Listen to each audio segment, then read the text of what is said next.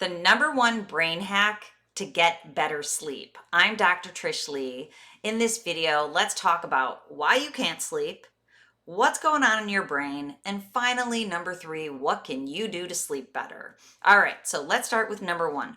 Why can't you sleep? Sleep can be such a tricky thing when your brain is in a dysregulated brain performance pattern. We're going to get to that in a minute. But long story short, there are two types of people in this world. The people who are primarily stuck in hyperarousal. Hyperarousal means you are in a go, go, go. You think a lot. It's very difficult for you to sit still. Your system is on. That type of person is using a brain that is going much too fast. So, to be able to engage the sleep cycle and to stay in it, your brain has to slow all the way down to the very slowest speed. So, if you're stuck in the fastest speed, the gap between where you are at bedtime and where you need to be is too big for you to fall asleep or stay asleep. Now, I already hear you what you're saying. I fall asleep no problem, but I wake up a couple hours later. That is because you are exhausted. That is a symptom of adrenal fatigue, which again comes out of a brain that is constantly on and never gets a break. And you know what I always say, where the problem is, the solution is. And we'll talk about that in just a minute. But if you're a person who's stuck in hyperarousal, like I used to be, the solution is to come out of hyperarousal and give your brain a break. Again, we'll get to it in a minute. Let's go to person number two. Person number two is that is stuck in a hypoarousal state. So if it's difficult for you to get off the couch, if you are stuck in neutral and you're unmotivated and you spend a lot of time on your phone or consuming passive media, you are stuck in hypoarousal. Your system is going much too slow. And again, a system that's going much too slow all day long, it's difficult for that nervous system to engage the sleep cycle also. To be able to engage the sleep cycle, you want to be able to be in the green zone during the day, that of calm focus, where your brain and your body and your mind are cycling through what are called circadian rhythms. It's kind of like shifting gears automatically all day long, so that at the end of the day, you're feeling groggy and tired, you're able to get into bed and relax. It takes 20 minutes to fall asleep. You engage the sleep cycle and you get a beautiful night's sleep. So if you are stuck in hyperarousal or hypoarousal, or even if you're stuck in both of them simultaneously, which I call strained brain, this will make it very difficult for you to get a good night's sleep. So let's go to number two. What's going on in the brain? I've already alluded to it, but if you're a hypoarousal person, your brain is stuck in what is called high beta. High beta is the fastest brain speed that's associated with stress, anxiety, vigilance, hypervigilance, go, go, go, think mode, get a lot done, productivity. High beta doesn't necessarily have to feel bad to you, but it is bad for you. So if you're stuck in this go, go, go mode, you will have difficulty slowing down enough to fall asleep. On the other side of the continuum are the people who are stuck in hypoarousal. Hypoarousal is called theta. Theta is the speed that basically is fall asleep mode. It contributes to attention issues. It's the biomarker underlying ADHD.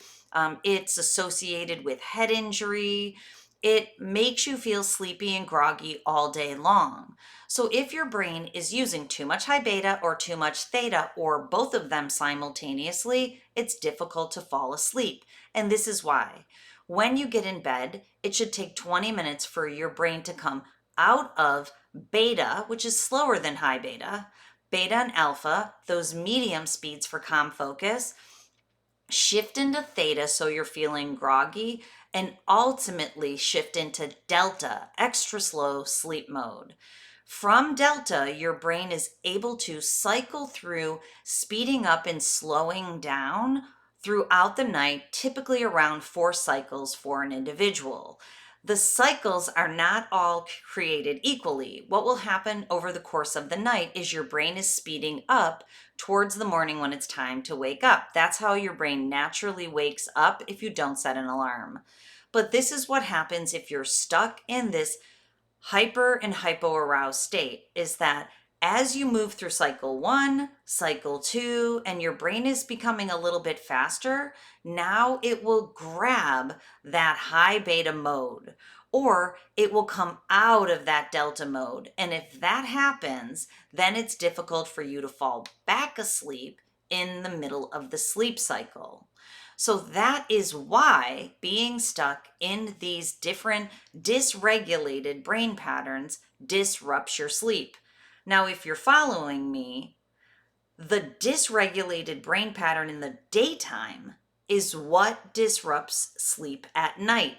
It's because your dysregulation at the brain level all day long makes it so you can't get into the sleep cycle. It's not necessarily a thing that's happening at night. It is a thing that's happening within the day. So let's go to number 3, your brain hack strategy for the day. What do you do about it? The solution is simple, but maybe not easy. It's to balance the way you are using your brain throughout the day.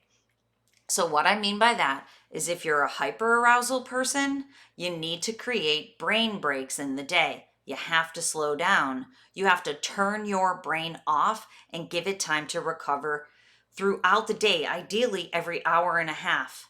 So for example, already today, I worked in my jammies for about an hour and a half. Then I cranked up some tunes, I made some breakfast, I ate while, yes, still dancing around in my jammies. Then I did a little bit more work for about another hour. Then I jumped in the shower.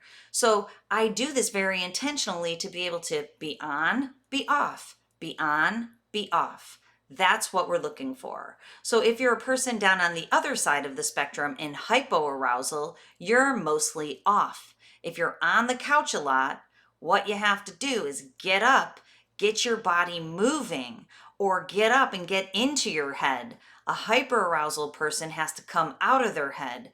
A hypoaroused person could benefit from getting into their head and having some thoughts. Get on purpose. Have some intention, get moving, get your mind and body moving to come out of hypoarousal. So before I wrap up, discern if you're primarily hyperarousal or hypoarousal person, and which thing do you need to do? Do you need to create more brain breaks where you empty your mind out and come into your body and dance around in your jammies? Or are you a person who could benefit from getting on purpose and getting into your mind and thinking, getting into your body and moving? Yes, dancing around in your jammies. So if you are hyper or hypoaroused, it's important to create that balance by doing one of those things that you are doing less of. This will make it so that when you get in bed, it will take 20 minutes to fall asleep while you're not thinking, you're letting that energy come down. And if you have a thought in the night, don't grab it. Focus on your breath, in, out, so you can fall back asleep. Okay, I hope that helps you out. And if you're looking for more help on the journey of sleeping better, please go over to drtrishleigh.com. I have programs in all shapes and sizes to be able to help you do just that. Okay, until next time, control your brain or it'll control you.